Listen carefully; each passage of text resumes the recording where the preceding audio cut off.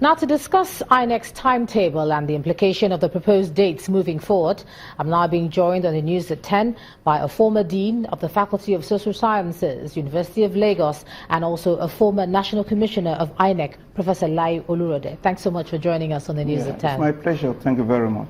So why do you think the board has released this timetable this early?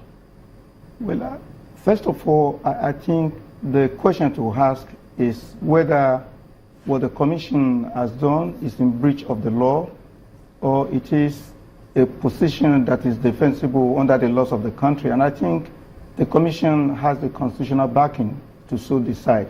In the Constitution, especially Section 76, there's no time that is stated for INEC to come out with a timetable.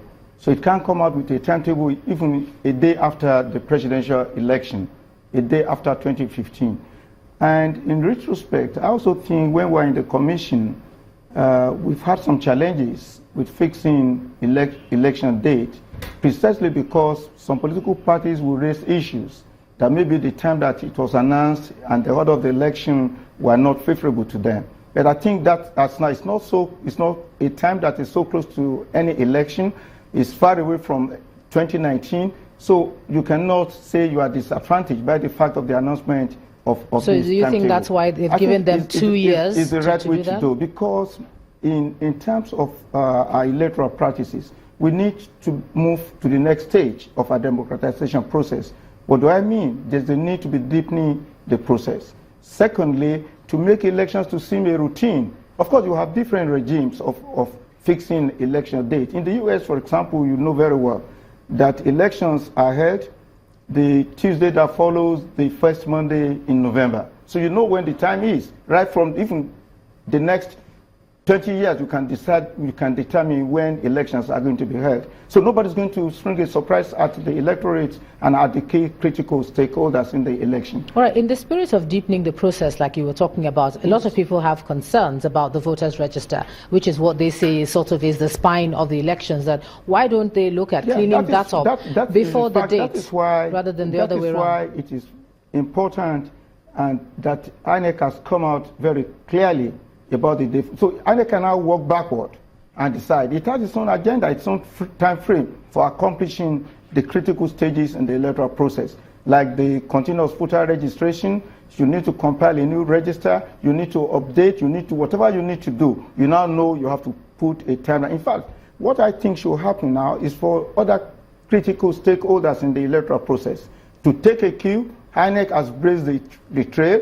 INEC is a pathfinder. It has said, look, for us, 2019, we're looking at 2019 in 2017. Why can't political parties, all the other stakeholders, police, security agents, why can't they begin to train their people? Why can't they begin to, parties can decide, when are we going to hold the primary for party A, for party B, so that INEC will be very clear, and INEC will be in a position to monitor the primaries. When are your conventions, your congress is going to take place? You have no excuse at all not to be able to come to on platform with the Commission. And a very important set of critical stakeholders, let me put it as you've said it, are the resident electoral commissioners.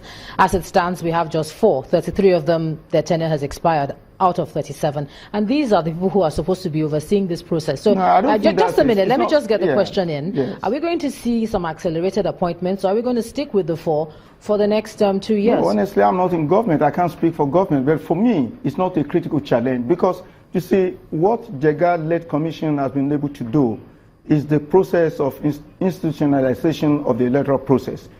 In fact, for all the elections that have been held, especially governorship elections, where INEC can mobilize all the other staff in the field and deploy them. You understand? And I think you have on-ground administrative secretaries in all the states of the Federation, and they are effective, they can conduct it, there's nothing that they cannot do. But I don't think it's a challenge, because anybody coming on board to INEC is a new person. You have to be trained, you have to learn the nitty-gritty of organizing elections, and you have to be familiar through the support of the permanent staff of the Commission. We are INEC commissioners, resident electoral commissioners, they are just like ad hoc staff, and it requires no serious training for you to come on board, because you already have what it takes to to be an election manager with the support of the permanent staff of INEC. I think what we should be worried about more is about how do we get parties to function the way political parties should function? How do we get security agents to do election in ways that will minimize and will encourage voters turnout? That, I think, is what we need to do.